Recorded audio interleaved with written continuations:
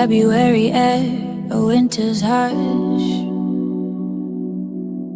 a different kind of love, a sacred rush. For the roses is all the fleeting glance, before the scales and a fighting chance. We're the phoenix nesters watching from the wire, seeing shadows fall, fueling the fire. Every story buried, every silent tear. Here comes a promise whispered, conquering the fear. Oh, Lady Justice, can you feel the shift arise? Love for the truth deflected in our eyes. We're turning the pages, breaking all the locks. This is our true crime, resetting all the clocks.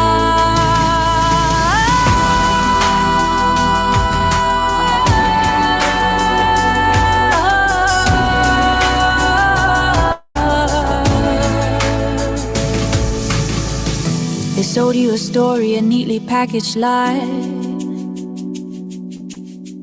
but the threads are unraveling under a watchful sky.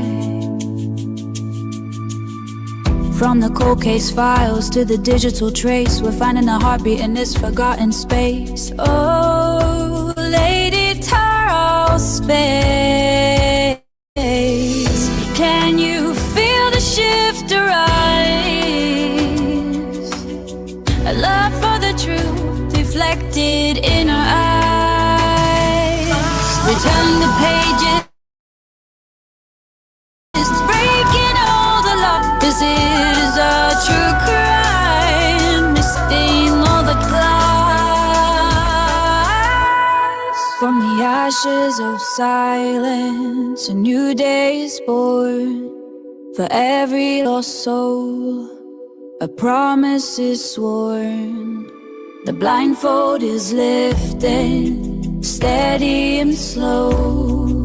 A garden of justice is starting to grow. Shift to arise, pure justice. Shift to rise, Lady Justice. Brian has been essentially convicted in the media. He has a right to have this information withheld, brought out in public, so that people can see it's not this neat little package. So people can start to wonder if Brian's innocent. Your Honor, Brian is innocent. So if I talk about things that are in the affidavit, and if I talk about things that we're seeking that the state wants to hide, I think that's fair game for the public to hear.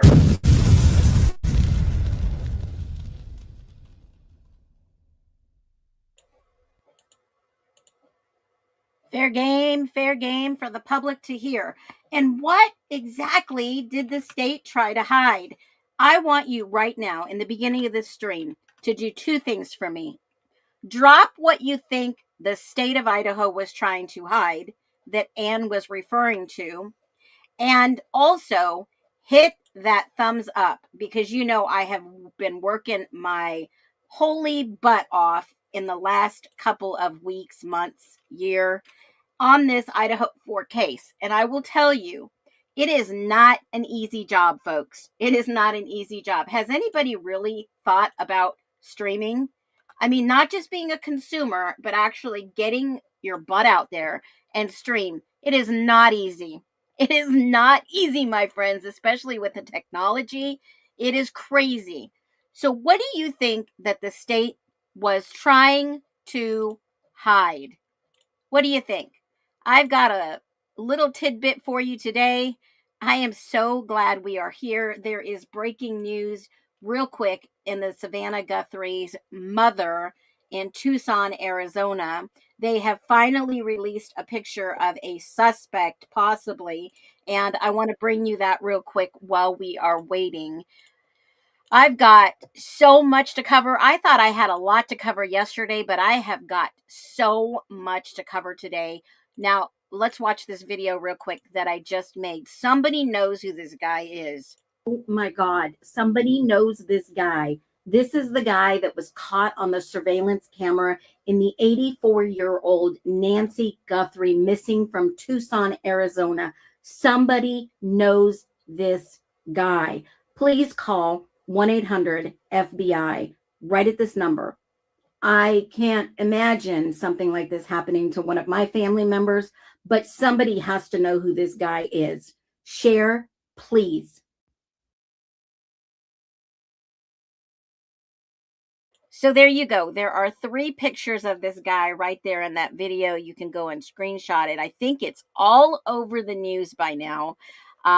So my source gave it to me about 5 minutes before the news broke. And as the news broke, I had already put up a video. So go ahead and let everyone know, please. This is the surveillance the FBI has released. They just announced it. And if you want to verify that, please do your own research, diligent research. Now, 13 minutes ago, and all these other people are now sharing the actual pictures that I have on my TikTok. It's really sad. We live in a day and an age where somebody can come to your house, steal your packages, steal your plants, steal your metal signs, steal whatever, but steal your mother? Oh my God. I am just livid today because I could not imagine this happening to my mother, let alone a family member or a friend or anything else of that nature. It makes my heart break. An 84-year-old woman. That is someone who has lived at least 10 to 12 years beyond the average American life expectancy. This was someone who absolutely 100% needed assistance. Now, I know you guys are thinking, why is she sharing this on the Idaho 4? I've been talking about this case for a little while. There are some things in this that don't make sense to me in these pictures, but let me tell you why. Yeah, these eyes can be scanned. These eyes look a little odd, don't they to you? They look a little odd to me. One is way bigger. You can't even see the bottom of it. He's got big, huge eyes, eyelashes, and I mean, I can go on and on, but this is what the FBI has released about this photo and the other photos that you see on the TikTok that I just shared. Now, I don't know who this person is, but I hope that somebody out there will see this and call that number and say, hey, I've got some information. Now, I've always felt, like I've said, they do look a little feminine to me, but the body structure, was there more than one person? Is this 2 different people they're showing us? I don't know. But same black gloves, same eye on one picture than the other. It looks like they were busting the ring bell of the camera, the Nest camera. It's a Nest camera, by the way. And crazy that I'm just going to say it. I know nobody else is going to say it. The whole debacle with the Super Bowl and the Ring camera, I'm just going to say, I think this is so weird that this happened right before, right? I don't know if you guys saw the Super Bowl ad, but this was Welcome the to Super American Bowl Current for Affair. Top stories, today's top news from the United States of America. Dystopian, Super Bowl ad for Ring camera gets bipartisan blowback. Propaganda for mass surveillance. Super Bowl viewers across the political spectrum sounded the alarm on a Ring camera commercial promoting a troubling new feature.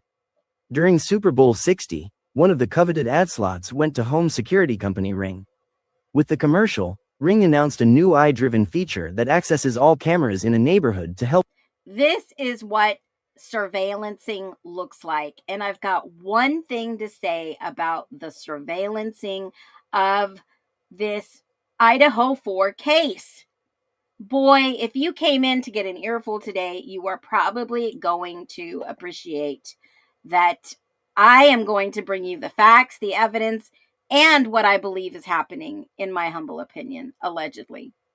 Now, when you look at this picture on the left, this is Bethany on the day of November 13th, 2022. Let me just take you back there. I know a lot of you know the story. A lot of you are new to this chat. Do me a favor. And here, I'm your host, Phoenix. This is Phoenix Talks.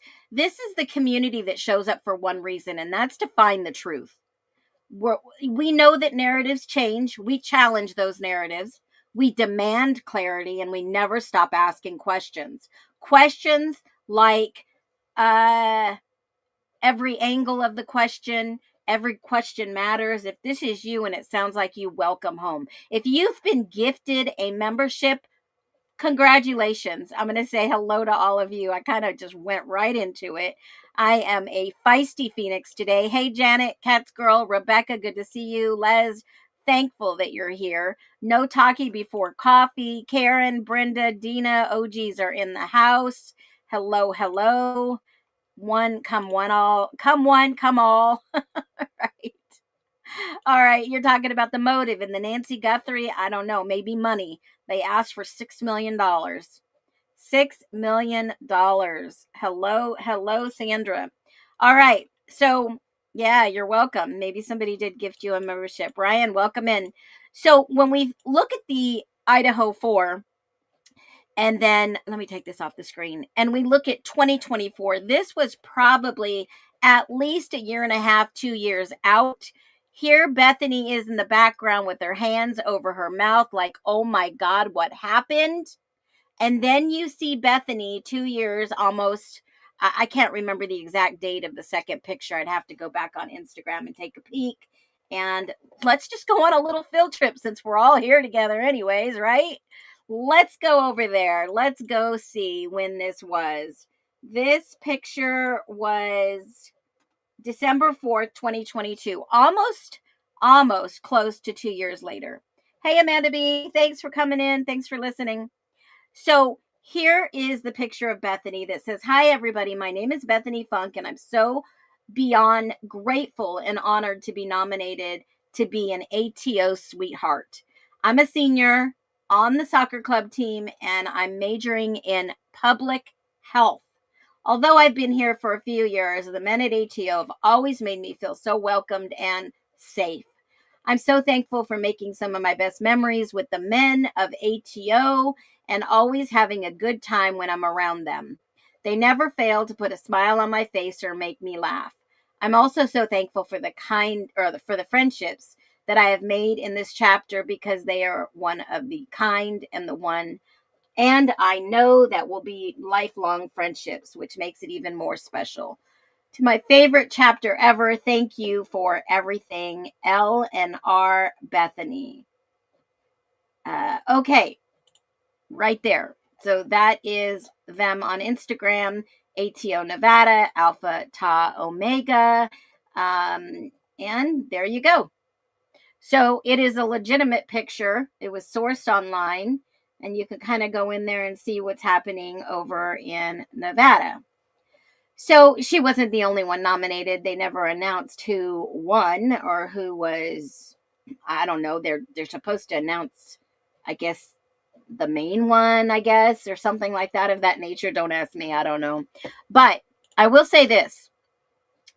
What a drastic change from that dreary morning in 2022 to the contrast of 2024. Now, if you remember anything about Bethany, what is one thing from the Idaho 4 case that you would probably say, yeah, that makes sense? What would be something that you would say about Bethany in the Idaho 4 case? If I had to sum it up, I summed it up in the title. Quiet. Quiet, ATO. Sorry, guys, ATO. Quiet. Very quiet. You don't hear much from Bethany. Silence. And she was the quiet roomie. And if you noticed, I put B, and in between Bethany is the word Ethan. I don't know if you guys noticed that, but I put that up there. And I have a feeling that Bethany and Ethan had a lot in common. We just started, Lulu Bell. Welcome in. I talked a little bit about Nancy Guthrie. If you didn't see my post on TikTok, I did share the pictures that were just recently released to everyone to share that. Somebody needs to put aside. Oh, somebody needs to put this side by side with the father-in-law. What? The brother-in-law? Nancy Guthrie, brother-in-law. Let me put a side-by-side picture together. No, his eyes don't look the same. I know that they said he could possibly be a suspect, but I'm going to do that real quick. Let's see if I can get a side-by-side with the brother-in-law. Let's see if I can find some good pictures, especially of his eyes. Ooh. Holy shit. Yep, we're doing a live dig, guys. Holy mother freaking. Holy mother. What in the world is going on? Oh my God. Feel like just, this is crazy. Holy moly. Let me put this in here and I'm going to show you what I got for you. You guys. Oh my goodness. I'm going to do a side by side. Now, I'm just sharing this. I'm not saying this is that individual, but I'm going to share this very quickly so that you get an idea of what I'm looking at. Whew. I'm going to take a little bit of, let me look at these new pictures. I'm going to try to get a better picture of this guy's eyes, face, whatever. All right, here we go. I'm not going to lighten. I'm not going to adjust. I'm not going to do anything to this. I'm just going to put a side by side. How about that? I'm going to do a side by side and you tell me what you see. Any similarities? I don't know. Maybe, I don't know what he looks like recently, but I'm going to put it up on the screen right now. There you go. What do y'all think? Any similarities? Eyelashes? No. Eyebrows are kind of covered. They're a little thinner. The eyes never lie. Let me see if I can get a different picture.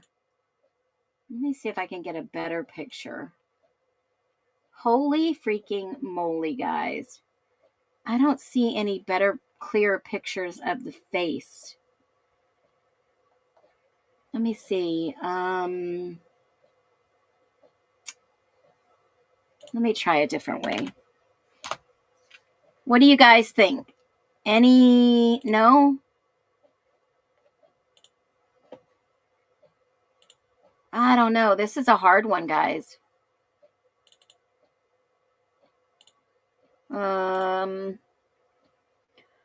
Wow. I don't know. I don't want to say yes or no. I'm no expert, but what I will say is that somebody knows this guy. Ask Grok. All right, I'll go down the rabbit hole with you since we're live and it's breaking news. Can you tell me if there are any similarities between the two pictures? Okay. Now remember, I pay for the professional Chat GPT. Let's see what it tells me. With your investigative eye, does he still have any facial hair? I don't know. What I see, left image, male, bald head, thick dark eyebrows, full beard. What I see on the right, a person wearing a ski mask, only the eyes part are visible. Important note, my limitations, got it. Yes, okay, let me ask him to break down down forensic eye pattern, and what else? Facial features, etc. with your Super Eagle investigative eye. Let's see what it says. They've got longer lashes than I have. That's what I thought at first. I thought maybe it was a female. Okay. Examiners look at inner pupillary distance, facial bone structure, brow ridge structure, nasal root width, almond shape eye, left, right. Let me ask a percentage. In a percentage number, please tell me the percentage if they are similar. Let's just see. Les here, my issues with the FBI lie. When we ask for help, they're not so fast like Brian's case. Absolutely, Caleb. I get it. I get it. They're asking us for help, right? They're asking the public. Let's see. If this were the real case, investigators would rely more on DNA, height, gait, voice, fibers, digital metadata. Eye comparison is weak evidence unless highly distinctive. Wow. Okay, in a percentage number, please tell me the percentage if they are similar. I thought it looked female. That's what I thought. Okay, based on general eye shape, about 50%. It says because it's distorted, and the mask is kind of blocking it. So it says compared to what others, it would probably be a 50%. This is just hypothetically 50% female wearing mascara. I thought the one on the right was female. I really did. So let me go back at the pictures that they released and see perhaps if there are two individuals. Oh, still looks female. Still looks kind of female-ish, but that body, I don't know, you guys. This is a tough one. I think the general consensus will leave it for the experts. If all else fails, they've got to have some better pictures. You think with the technology we have today, you think that Nest would have some type of infrared color cameras. Hello? It does look like a female. It does. Let me ask one last question. Do you think this masked person could be a female? All right. Let's see. The chain of command. I think they know exactly what's going on and they've not told the public. I think so. Oh, could the masked person be a female? Yes, it's possible. There's nothing definitively that rules out a female. However, there are nothing clearly indicating female traits. That's exactly what I said. I mean, body image, you can't rely on determined biological sex. The eye region is too neutral. The mask hides most sexually dysmorphic features like jawline, chin, and cheekbones. It's a neutral range. And this is ChatGPT expert. They're basic professional. They're basically saying that this is neutral. It's all neutral right here. This is what it says. Let me show you this. Yes, it's possible. Yes, it's possible that a mask, could it be a female? Yes, it's possible. There's nothing from assessment. Male markers, female markers, nothing's there. And eyebrows are not a reliable sex marker, guys. All right, so I'm going to leave it to the expert. Does anybody see? Yeah, the eyes don't lie. Eyes don't lie. And that's why they blocked the eyes from all of these people in the Idaho 4 and more. Because I'm going to tell you something that I came to this conclusion logically. In the Idaho 4, Bethany remains quiet. Now, I didn't say silent, quiet. She does do several interviews, and it said that there were several interviews in the documents. So we only see one interview. I've asked for the one from Nevada, and I've also asked MPD if there were any other formal interviews with Bethany. So I'm waiting to hear back from that FOIA. But let's talk about this.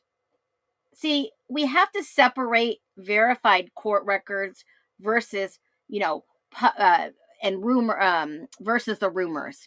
What's publicly confirmed, verified court records, and then address the rumors. Because there was tons of rumors and there was tons of information that was shared that Bethany may have had some exculpatory evidence. But in the November 16th police interview, in the MPD files, it said Bethany and Dylan did not call 911 at the time. And this is the reason.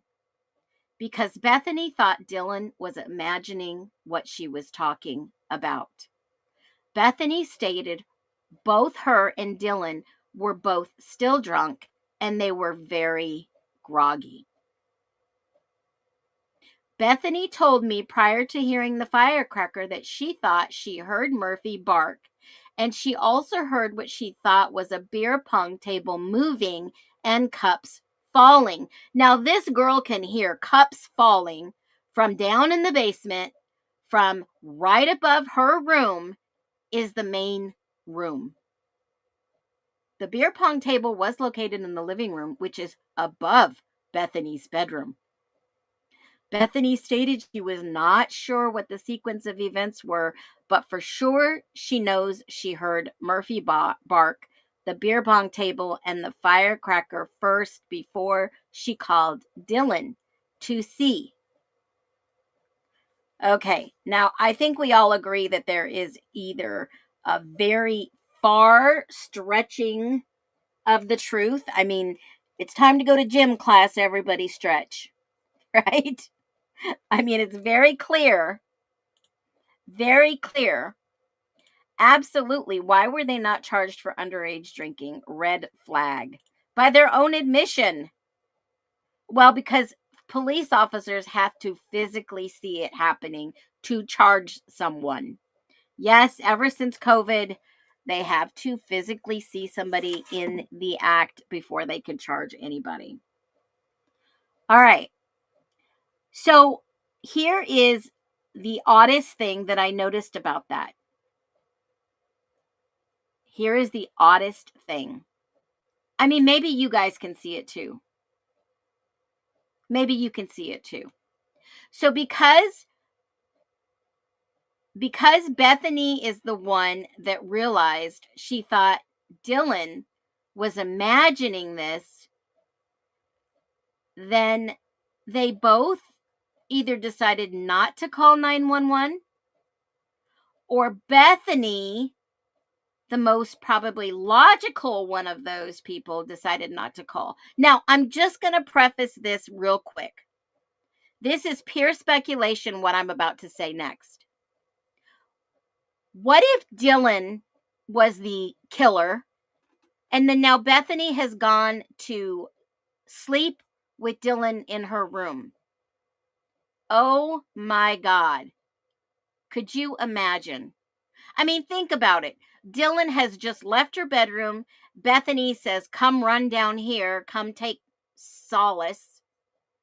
And Dylan did not see the bloody footprint outside her door. She didn't see all the blood all over the walls, all over the floor. She said she saw Xana and it was clearly lit up. Because I don't think anybody came in there in the middle of the night and did this to them in the dark. Now think about this for a second. So then she runs all the way down the stairs and she didn't see any blood on the walls or the stairs or any of that other stuff. She didn't trip over any beer cans, none of that other junk. Logically, guys, she didn't run into the beer pong table. They didn't, suspect any foul odors. Both of them. That is wild. That is wild. But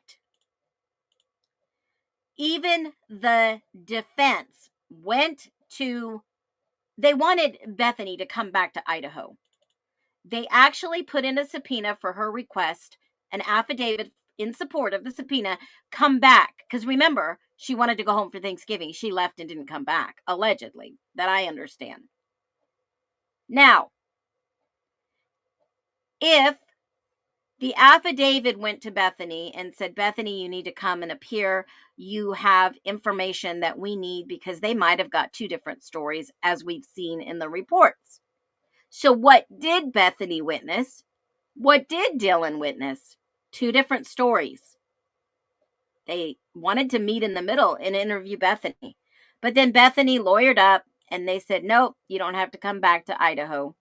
We're going to go ahead and come to you in Nevada. And believe me, there was a big old legal fight why she could not come back. Why do you think Bethany didn't want to go back to Idaho?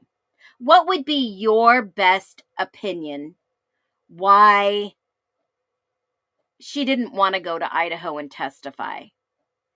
What was she so concerned with going back to Idaho? Because I've showed you pictures on Instagram that, in fact, she did go back to Idaho.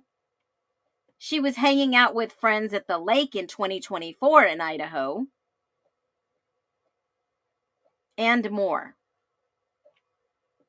So why do you think somebody would not want to come back to Idaho? Fear of arrest, hiding her involvement? Yeah, why wouldn't she want justice for her friends? Those were her roommates. She was the only one, literally, that was what? Crying in the interviews. And I'm not going to say interrogation because they never interrogated any one of these college kids. They interviewed them like a job. They wanted to go and interview them. Were they applying for a job? I want to bring something to your attention before I move on to Bethany real quick. As Warner's camera, shout out to Connor. He's got some amazing, amazing videos. This boot in the middle of the room, the matching boot is all the way over to the other side of the couch. It's not a single boot. Wasn't the print. Obviously, these prints were cleaned up because even though they're blurred here, I bet probably there were other markings of walking. She was given protection and didn't want to face ever going back again. Well, I think she did go back to Idaho in 2024. There were lake pictures and all her friends are showing her off. But I do believe she was afraid of fear of some type of criminal charges. Okay. In my humble opinion. Now watch Hunter Johnson as Officer Warner is telling him to, leave the scene. Watch what Hunter does at the doorway. I just grabbed him just to make sure. You got your ID with you? No, I can tell you my name. Okay, just sit right here. Nobody He's got his hands up again like Chris Watts. Not once, twice. else inside? Is there anyone inside? I don't know. If they were in there, they're upstairs. If they're there, they're upstairs on the 3rd floor. Did you guys hear that? Is there anybody else here? How did they know they were upstairs on the 3rd floor? I mean, I understand if he puts his hands up over his head. Nobody else inside. Is there anyone else inside? I don't know. I get it. And I can't put captions on this. Sorry, guys. If they were in there, they're Stay here. Stay here. Check upstairs. 1 second. You can hear the ambulance in the background.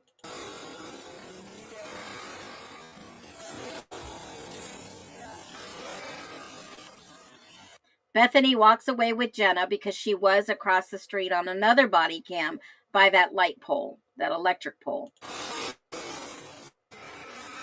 Let me go ahead and have a seat over here. 1 second.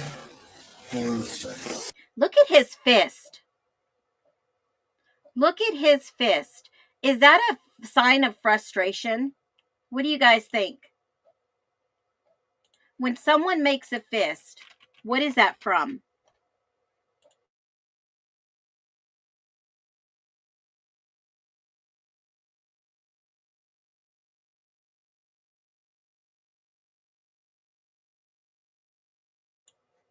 Anger,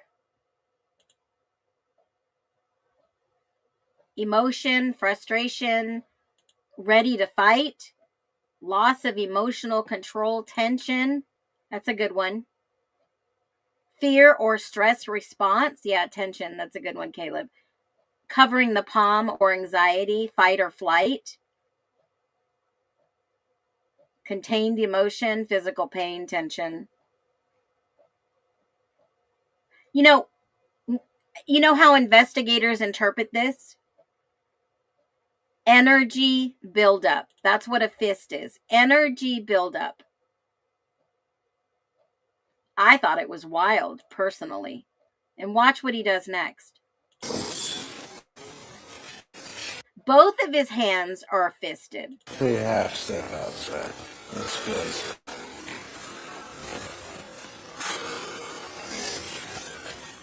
He's upset with something. House isn't clear yet. People might still be inside.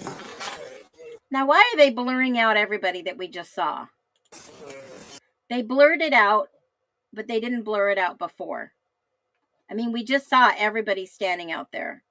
He is very uncomfortable. I mean, we just literally saw everyone outside. Stay here. Their faces are blurred, but they're all out there. We know who they are. Right there. We know that is Jenna. We know that's Emily and Josie. Lyndon is present. And Dylan is out there. 1 second. And Bethany is like, oh my God.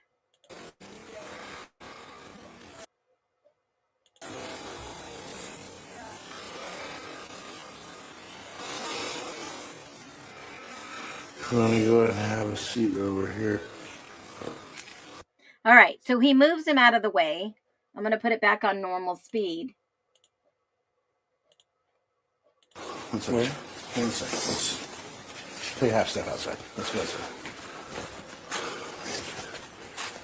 House isn't clear yet. Now, keep in mind, folks, keep in mind, I'm not being facetious, I'm just telling you. Keep in mind that he's already seen the bodies. He's already seen them before the officers come. My name? Okay, just sit right here. Nobody else inside? Is there anyone else inside? I don't know. If they were in there, they're. I thought when I first saw this, he was going to put his hands behind his back because he possibly thought he was under arrest. Stay here. Stay here. Right there. Check upstairs. 1 second.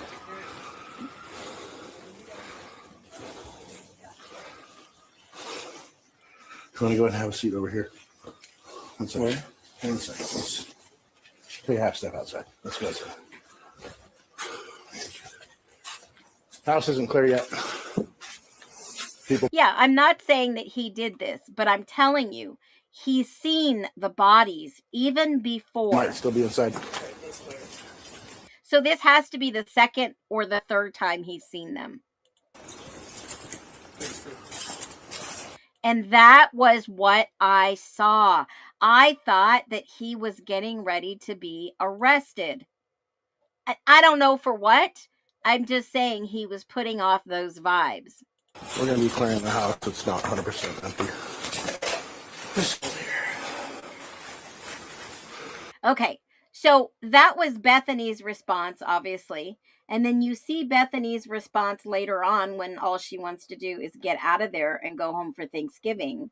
And she knows that she can't get in and get any items. She already knows this. I showed yesterday what happened to Dylan's belongings after the fact, after Koberger was arrested. And they never went and tested those according to our knowledge. But we do know, key point, forensic file 42 is still missing. I have asked ISP for that forensic file. No word back. It's been over 60 days. Don't they have like a certain time frame they need to respond? Absolutely. Still waiting on that bad boy. Do you think we'll ever get it? Probably not. They'll probably say invasion of privacy. What am I talking about? In the forensic files, there is report 40, 41, and then it skips 42. So if you haven't seen the forensic files, go back, look at those files. If you get a second, there's about 2,356 pages. Believe me, I read them in 2 days, went over all of them, put them in my notes. And I just have to put a plug in here for myself. I am so proud of myself. I spent over 3 hours yesterday and put all my notes in an Excel spreadsheet, took all my Word documents and combined them into one. I am the GOAT. I'm just kidding. But anyways, report number 42 is missing out of all these reports. All right, so let's get into a little bit further about Miss Bethany.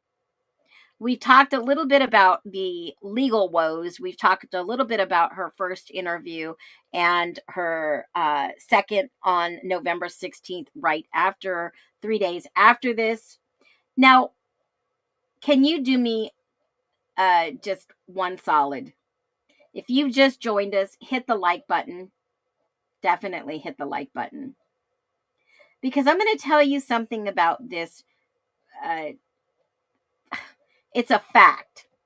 All right? The PCA is not a full case file. The probable cause affidavit that was filed against the state of Idaho v. Koberger, it contains just enough information to establish, hey, you need to go arrest this person because X, Y, and Z. It doesn't include every witness statement. It doesn't include every forensic result. It doesn't include every timeline detail. So, do you think most people understand what a PCA is? Yes or no? Drop it below, everybody on live. If you're listening on replay, you don't need to go ahead and comment. You can leave a comment and say, no, not everybody understands what a PCA is. Yes or no? Do you understand what a PCA is? A probable cause affidavit. A probable cause affidavit is when the law goes in and puts a legal document on file and says, this is why X, Y, and Z should be arrested for yada, yada, yada. And they state limited facts. I think humbly that prosecutors should include more solid details. Because remember, in the case of Idaho v. Koberger, he didn't have any contact with the victims. He didn't have any known stalking. He didn't even know any of them or the address. And lo and behold, the FBI says there was no solid anything in his vehicle or anywhere for that matter. So I think a PCA should include more things, but not everything. More things, but not everything. Because everything in that PCA was going to hurt the case, period, in my humble opinion. So let's talk about one surviving roommate is detailed in the PCA. And who was that roommate? One surviving witness roommate. Who was that one surviving roommate that was in the PCA? Do you guys know? I'll give you a hint. It wasn't Bethany. It definitely was not Bethany. It was Dylan, described in detail. Bethany was only briefly referenced as being on the first floor, way away from hearing anything, even though that basement house, creaky old house, you could hear everything. Miraculously, allegedly, you couldn't hear anything from the basement. I don't believe that, in my humble opinion. I believe Bethany heard everything. How could she even see a firework from her bottom floor? How is that even possible? Blows my ever-loving mind. Because that omission of Bethany has fueled speculation. I mean, legally, it could mean nothing. I mean, if you were a prosecutor, would you limit details? You have to have enough details. You have to. But remember, this case didn't go the normal route. They went to a grand jury. Yes, folks. They went directly to a grand jury. Does everybody remember the lady that I shared last week about she used to be on grand juries and this and that these things do happen? And it was rumored that this grand jury had more questions than answer. Then why did they approve to indict Bryan Kohberger? Why do you think that jury chose to indict Bryan Kohberger? Because obviously in May, they said, hey, Bethany, you need to come back. I showed you the subpoena. I showed you that. I don't know what their strategy was. And they fought that subpoena. And then the defense team went and said, hey, you need to come back. But have you ever really looked at what this subpoena said? The subpoena was very clear. It was extremely clear that still people talk about it today. I'm going to grab a hard copy so I can bring it up. This should worry you. I mean, have you ever been a witness in any case? Have you ever been a witness in any case?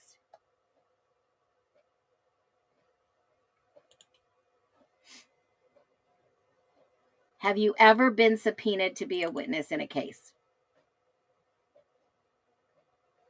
So this is what it said.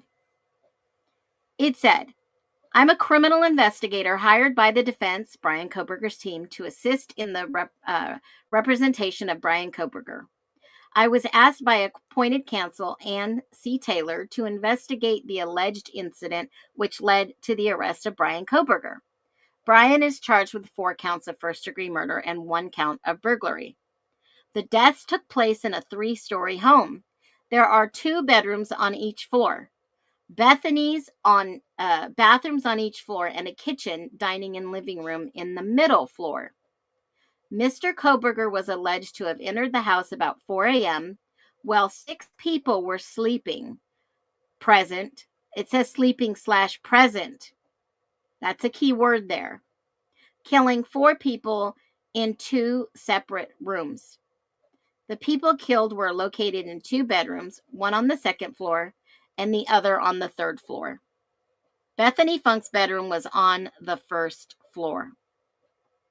The other surviving roommate was on the 2nd floor. Now here's the kicker. 9. Bethany was interviewed by police on several occasions. She disclosed things she heard and things she saw. Bethany was present at the home 8 hours later when police were called, arrived on scene, and discovered the homicides. Mrs. Funk information is unique to her experience and cannot be provided by another witness. But during the course of my investigation, it became known to me that Bethany Funk has information material to the charges against Mr. Koberger. Portions of information Miss Funk is exculpatory to the defendant. That means his investigation netted that there was 2 different stories. So, my question to you is, why did they not make her come back to Idaho? I get that. And then they conveniently went to her to make her feel safe. But what information did this investigator learn that it was so important that Bethany needed to come back and testify as a witness? What? Rotamola 420 says it was her BF Kai Davis, which we see him on the witness list, right? We've talked about Kai Davis. So how does he tie into Bethany maybe not being there? Or Bethany was in the middle of something? I don't know. What could have this been? Now, Kai Davis was out of Boise. Remember that? I did a live and we talked about him a little bit. He's a carpenter or a ground crew guy. He was with Delta Tau Delta. You know, the same fraternity, I believe, that Saeed was with, and the other guys from the Banfield. Was Saeed in Delta Tau Delta? I can't remember. Yeah, he was with Delta Tau Delta. So all the guys in fact were with Delta Tau Delta that were stopped at the Banfield, I believe. I think he's like a mattress expert now at Mattress Firm. Yeah, some weird stuff. So this, let me show you who Kai Davis is again, just so you guys know. I know we talked a little bit about him before. Bethany wasn't there when she showed up. I think you know what? Let's put this rumor to rest, guys. Let's put this rumor to rest. Let's go on a little field trip again. I am going to grab a body cam and let's just see if this rumor is true or false. This is a really great exercise to do right now. So here is Warner's body cam.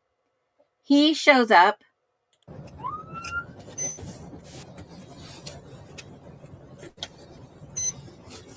There.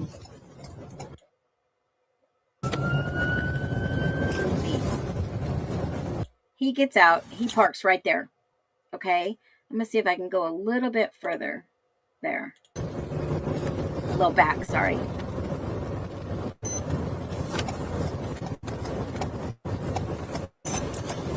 Let's go 46 up.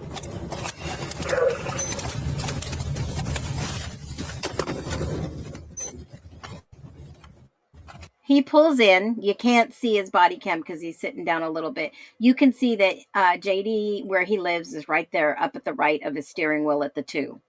10 and 2, you know how you're supposed to drive. He parks. He he fastly opens it, but I'm going to put it on slow.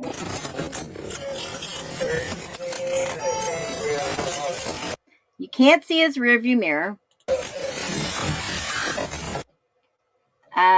You can see it a little bit right there. I don't see anybody standing out in the street. Let me go back just a little bit more. Maybe I could put this a little slower. And let's just use our eagle eyes to see what we find.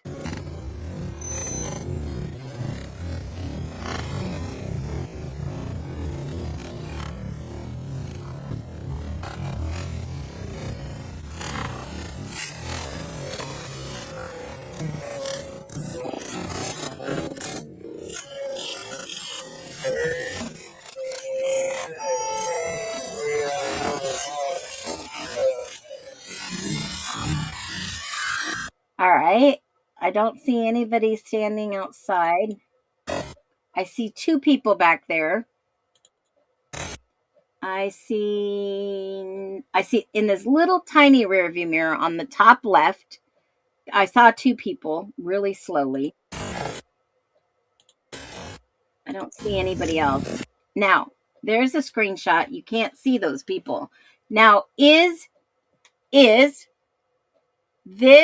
it shows her arriving at the same time. Well, Nunez is already parked up there, guys. Nunez's vehicle should already be there. Let's just zoom in and see what I could see in this picture. It's going to be very blurry and fuzzy. Do you see a cop car at the top? Because he arrives after Nunez. Do you see a cop car up there by any chance? I don't know. It's blurry, but let's see if I can get a better picture. Yeah, I see one now. Do you guys see that cop car up there on the corner? Right here. Let me throw another picture up there. It's a little bit more clear. Here we go. Look at this one. I see it on the corner right up here. That's a little bit better. Do you guys see that? Okay. Yeah, the jersey is there.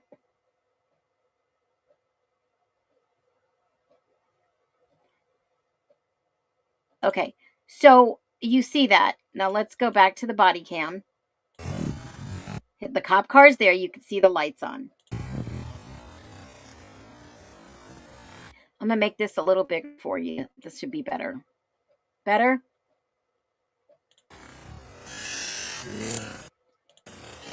I'm looking in his rearview mirror. I still don't see anybody except for the cop car out there.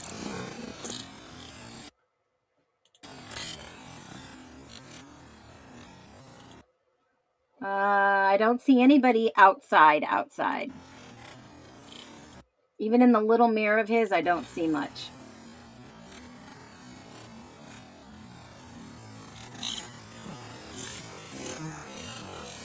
Still looking in his rearview mirror. I don't see much.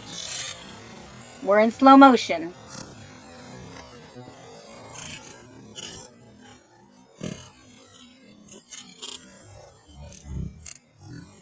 The reflection in his window you can't see either. Now he's walking up. Okay, now this is where I told you guys Bethany was standing by the light pole. Okay? Jenna and her had just arrived, in my humble opinion. Right there. She is right by the light pole, and they, in my humble opinion, the car just parked. I can even show you that footage where the car just parked. Believe me, I've gone over this footage like with eagle eyes. She is standing at the light pole. Now, the reason I've slowed it down because I want you to watch her movement walk across the street. Okay? She's going to walk across the street. You're not imagining it. You're going to see that black shirt, black pants, sweats, whatever it is, walk across and join Jenna.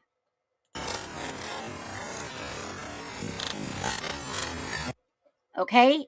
She's moved already. She's moved more. She's moved away from the light pole.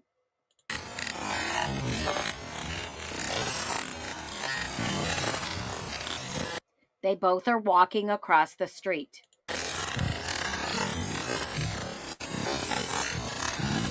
Yes.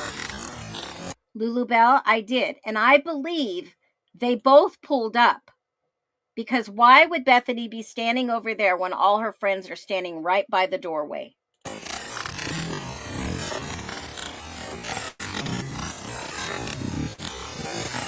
I have seen this footage, guys. I know what I see. I tell you what I see. A lot of people need to see it for themselves before they believe. So seeing is truly believing. I had to see it too.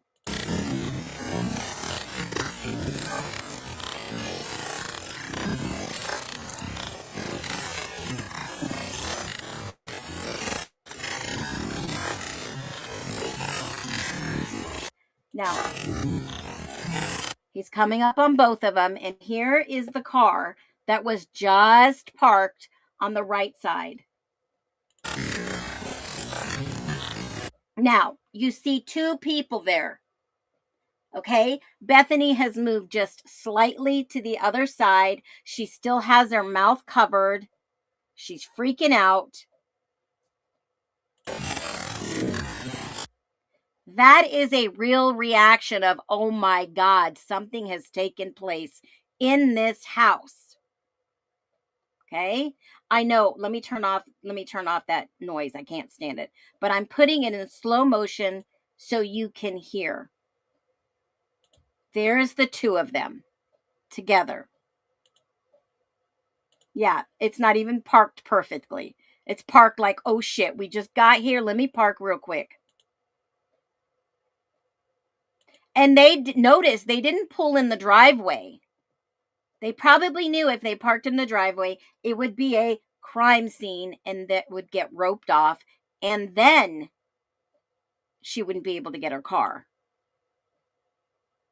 So they are across the street. And look, all the other friends are standing right outside. Why is Bethany not standing with her friends? Why is Bethany not over there with her friends? I mean, come on, you guys. Friends hang out. Friends take pictures. Friends are in selfies. Why is she not with her friends? Was Bethany blindsided? That makes me wonder.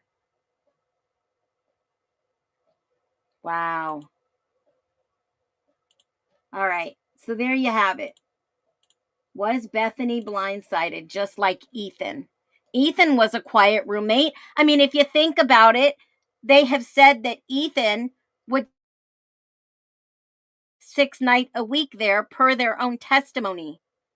I don't think Bethany was seriously a part of it, but Bethany sure knew something took place. And that is why her story is different. Now, they say this is in normal speed, guys. I'm going to play it in normal speed. That's pretty darn fast, right? I'm going to play it back at 7.5. Let's listen. Upstairs. Okay. And of course, they're telling him exactly where to go. Listen, I'm going to go back just a little bit. Listen to what they tell him walking in the house. Upstairs. They're telling him where to go. They're telling him, hey, upstairs.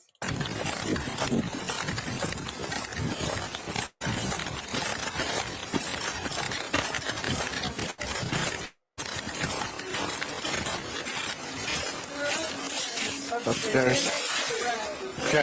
They're upstairs, right to the right. Was Ethan just a guest or was he a roommate? Honestly, I think he was a roommate. Yes. In the pictures that I have showed you, the document drops of all these pictures, Ethan's clothes in the closet. I don't want to look at this old stuff. Hold on. Ethan's clothes were, hold on, let me grab this. Let me grab room 2. Hold on. If you go in that closet, I don't want to show you all this, guys. Sorry. Hold on. Let me take this off the screen and let me find the picture for you. If you go and you look at the closet, Ethan's clothes are all riddled throughout there, guys. Tons of clothes. Literally, like all your freaking shoes. I mean, let me ask women. I know you got a lot of shoes. For the guys here in this stream, how many pairs of shoes do you have? Just an estimate. How many shoes do you literally have? How many pairs of shoes do you own? Okay? Because when you look at this picture, Ethan's got a lot of clothes there, folks. He's got 1, 2, 3, 4 pairs of shoes that I see. Okay? And I see a whole closet full of clothes. That's just not like, hey, I'm just going to spend the night. And by their own admission that he spends a couple of 6 nights a week there, right? He's got all his clothes in this closet. All this on this side of the closet is his. All these clothes on the floor look like guys' clothes. He's got another pair of shoes over there. Those don't look like women's shoes. All right. He's got a laundry basket of clothes right there. There are a lot of clothes of Ethan. Nobody's ever proven, okay, I'm not going to show that. Nobody's ever proven that Ethan did not live there. His golf clubs and more clothes are downstairs in a basket in the empty room. His belongings are riddled throughout that bottom room, if you didn't notice by now. And I'm sure that maybe there's more shoes that you don't see. I don't want to show this graphic mess, but there's 1, 2, 3 more pairs of shoes underneath the bed in Xana's room that look like guys' shoes. They're not her shoes. So, think about it. If you've got, as a man, if you've got 4 or 5 pairs of shoes, then he has a pair of basketball shoes under there. I see another pair of, what are those? White Converse? No, white, I don't know, something. They don't look like women's shoes. And I don't know how big Xana's feet were, but they look like men's shoes. Okay? So don't tell me that Ethan probably was not there 6 days a week. They've already admitted he was there more than 6 days a week.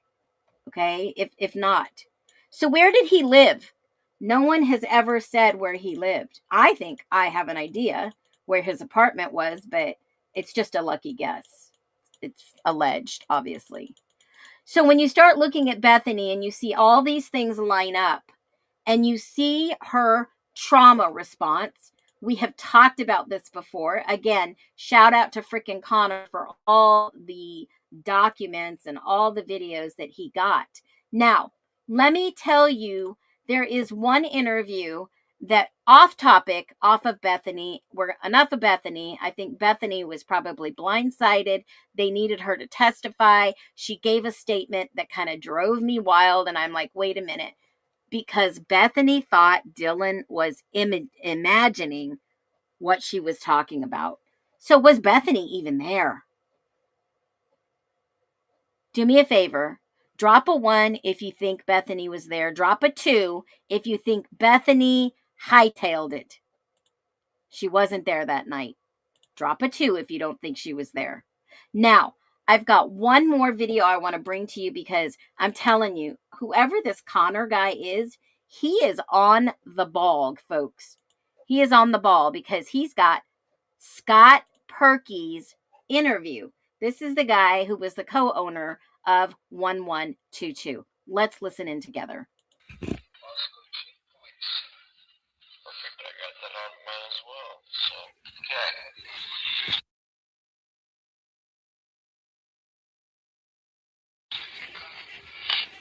I think I'm recording, so it's going. Okay, sounds awesome. Yeah, that's kind of I think that's wise on both our parts. Yeah. Okay, let me get my bullets out, because good. Not really. I get it. You follow with it? Notebook. Yeah. Well, you're good. You're good. You're good. So, let's start off first. Yes, okay. Your first name, what's your middle initials?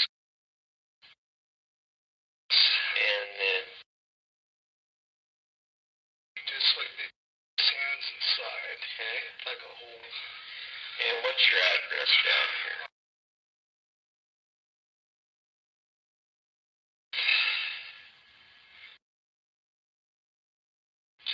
Okay. That's where I don't know how long that'll be, but that's probably while I'm doing this remodel anyway.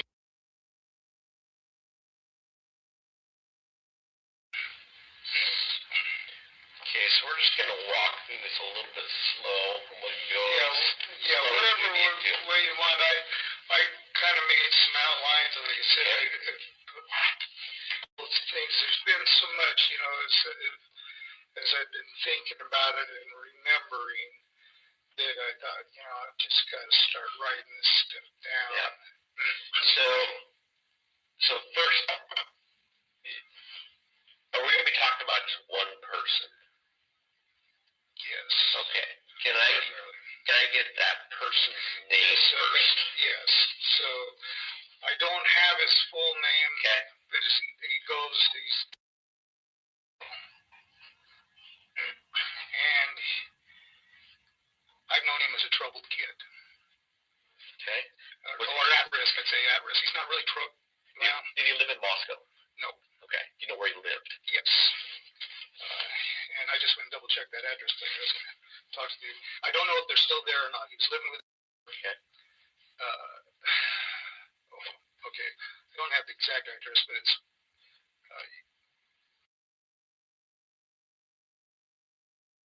And that's off the street. It's. So you,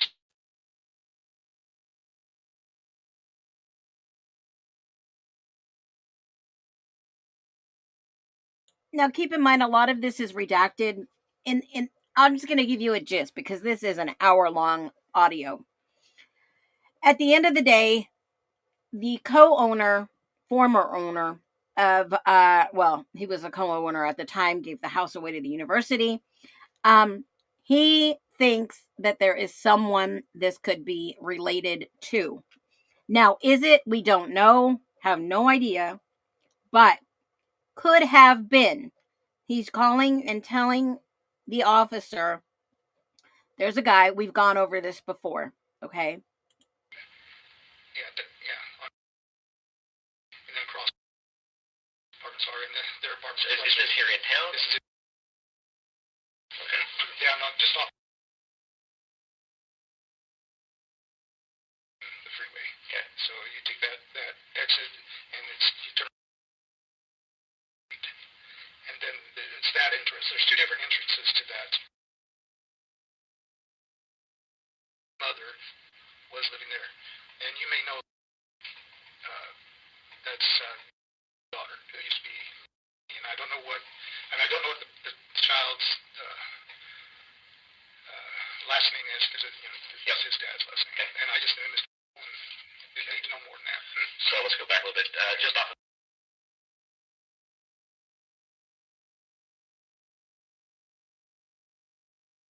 Okay. And it's up apartments. They just went straight in, right up the stairs to that stairway. That's where they did live. Okay. I dropped off some instruments and I spent a night there one night. Okay. The apartment. Okay. So this kid is grandson. Okay. Okay, so I'm just going to have you go slow kind of from, I guess, the beginning of what you know. And I'll be taking some notes, so like I said, we'll just kind of work our way through this, okay? Whatever way we get questions answered, hopefully Lord willing I won't forget something. My background was, because I was having a hard time, I was invited up to one of their family picnic things, so it's actually and his wife's family, and they do a yearly picnic up at a lake north.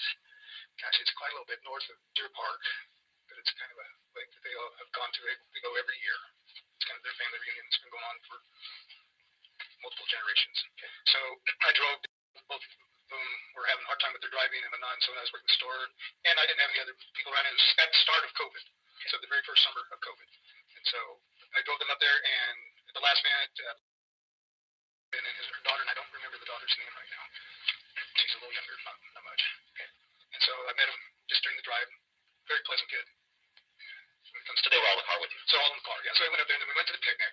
And so while we were up there at the picnic, bless kids, those girls, they all got their own certain fire, and some of them were fired one to the other. But one of the daughters there was a lot of little kids around, and other people coming in there. And because of COVID, there was more people out camping than normal, so people went out. But anyway, so there got to be one of the daughters was just giving people a real hard time, getting them to slow down. So she was playing traffic cop, didn't want to get her. Yeah. But she was a little overdoing it a little bit. But anyway, so she annoyed some other man, and so they kind of got into an altercation. And then to the other sisters kind of got in, and it was like, this isn't too good. So this one man at one point, he mentioned something kind of almost like a threat with a gun type of thing. And so anyway, so I didn't think too much about that. But anyway, a little later in the evening, the ladies had to walk past where these other people's camp was. So I went up on the hillside just to watch, make sure everything was okay, nobody was going to bother them. So lo and behold, while I'm sitting up there, pretty quick, all of a sudden, just shows up, boom, he's right there.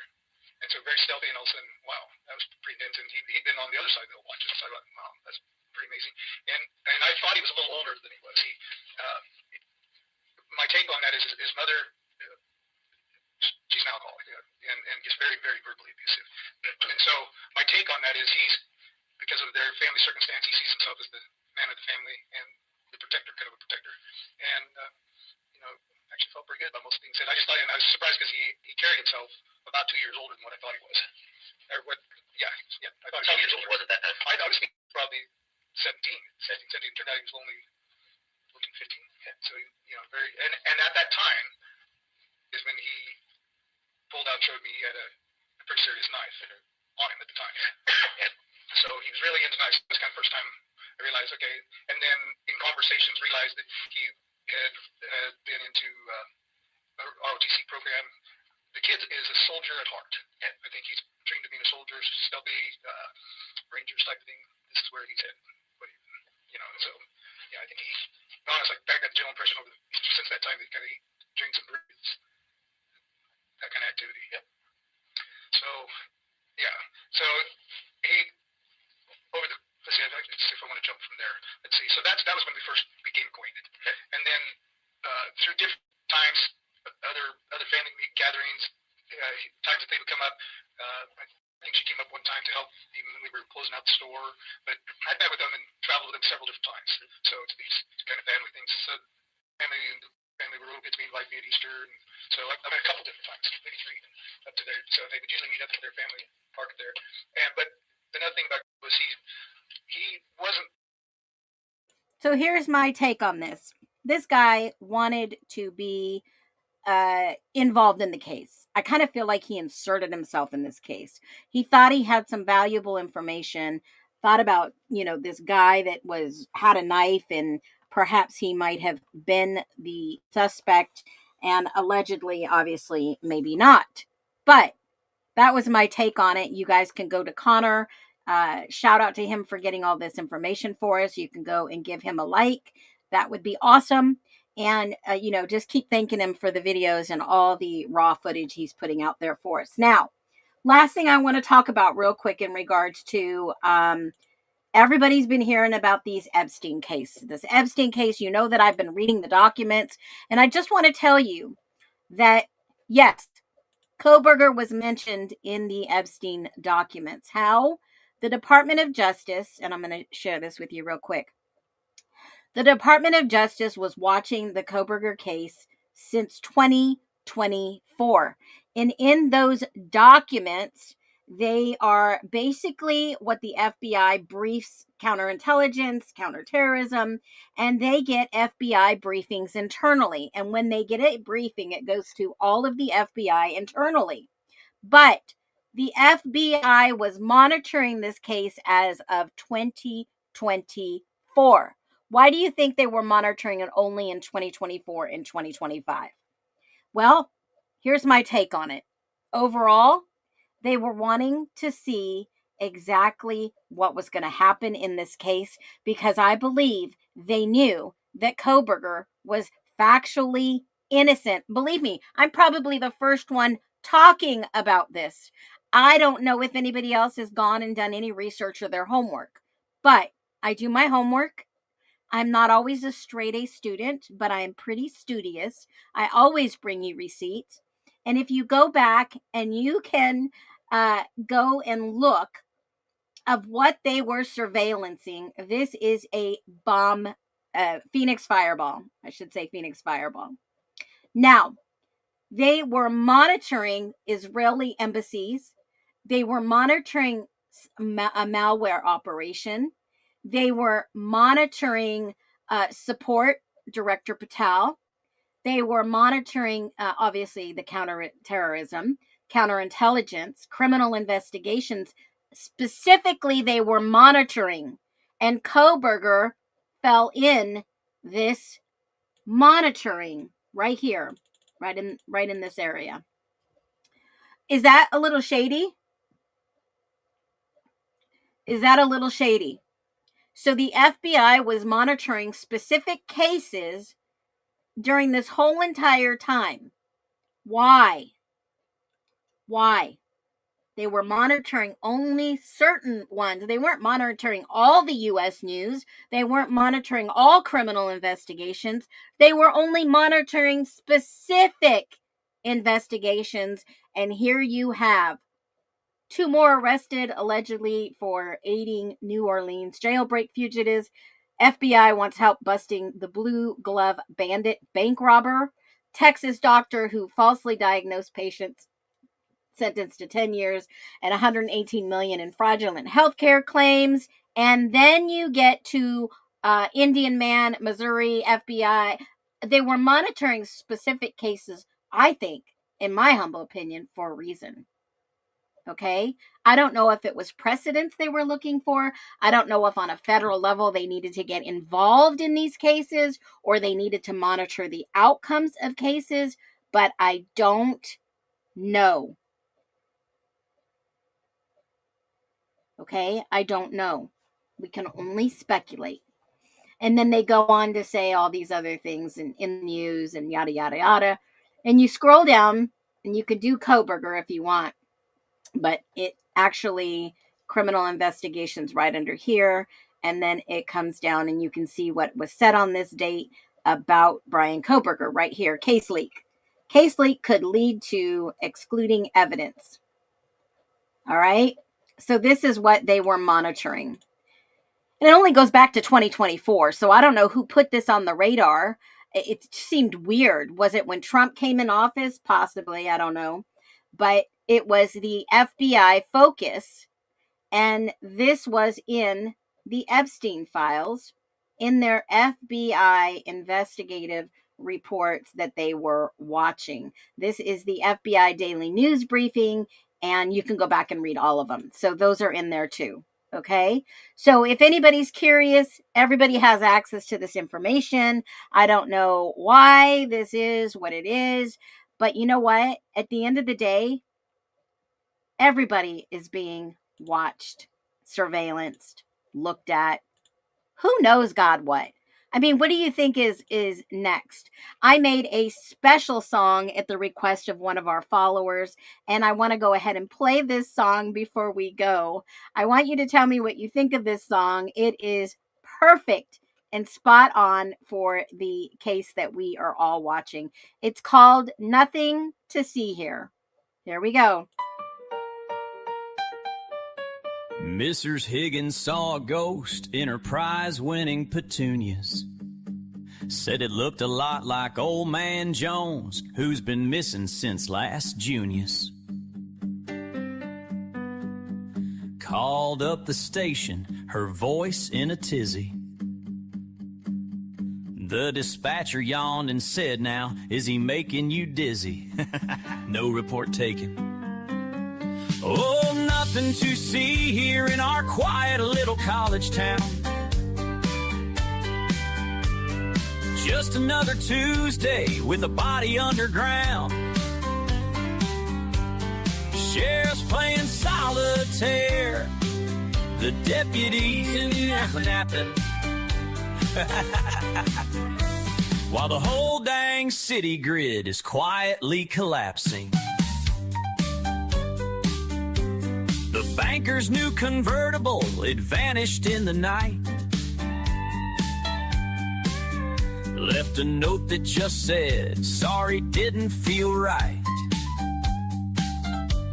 Officer Miller shrugged, chewing on a toothpick.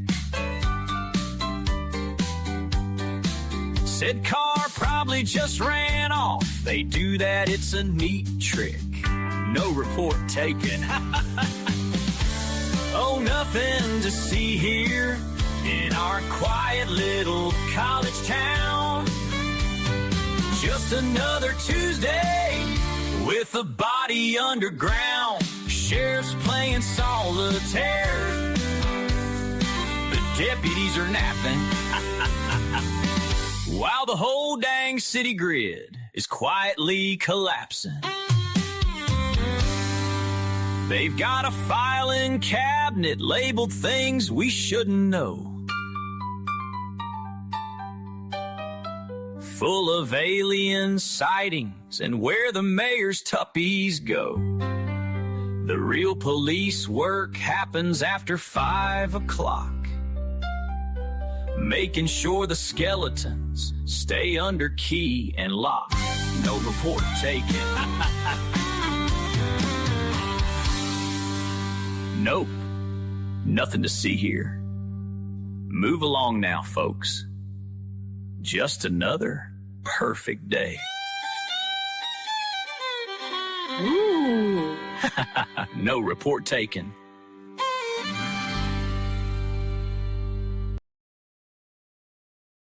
All right, so that is my AI song of the week. No report taken.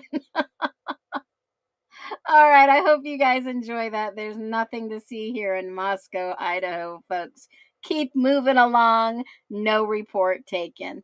So do me a favor, drop my mods a lot of love. It is good to be here. I hope that you guys enjoyed this episode of Phoenix Talks. Thank you so much, Essie, Michael. I appreciate it. And make sure that you are subscribed. And do make sure, that is so awesome. I love it. So make sure you're subscribed, and thank you so much for this community for showing up and showing out to learn the truth. Definitely hit the replay. Love y'all, and be well.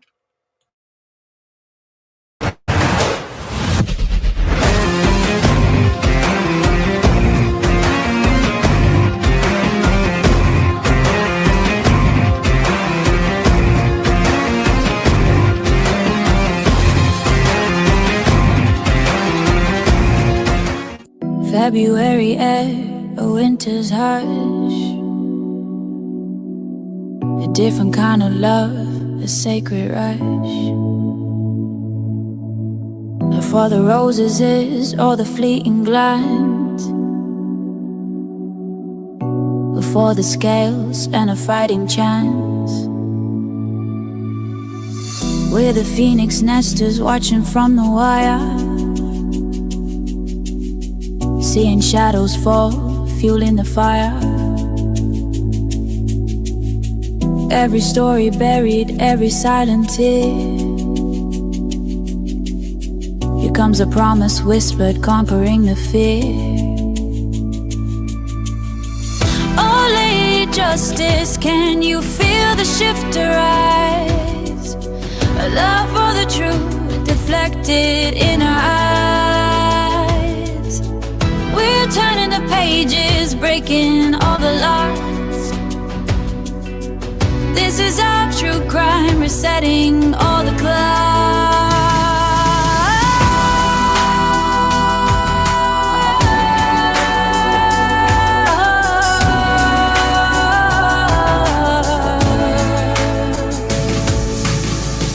They sold you a story, a neatly packaged lie,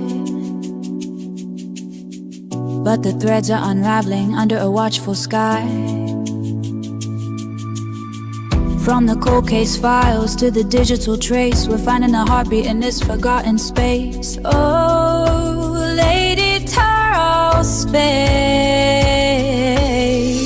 can you feel the shift arise? A love for the truth reflected in our eyes. Return the pages, breaking all the locks. This is a true crime, resetting all the clocks. From the ashes of silence, a new day is born. For every lost soul, a promise is sworn. The blindfold is lifted, steady and slow. A garden of justice is starting to grow. A shift to arise, pure justice. A shift to rise, Lady Justice. Brian has been essentially convicted in the media. He has a right to have this information withheld, brought out in public, so that people can see it's not this neat little package. So people can start to wonder if Brian's innocent. Your Honor, Brian is innocent. So if I talk about things that are in the affidavit, and if I talk about things that we're seeking that the state wants to hide, I think that's fair game for the public to hear.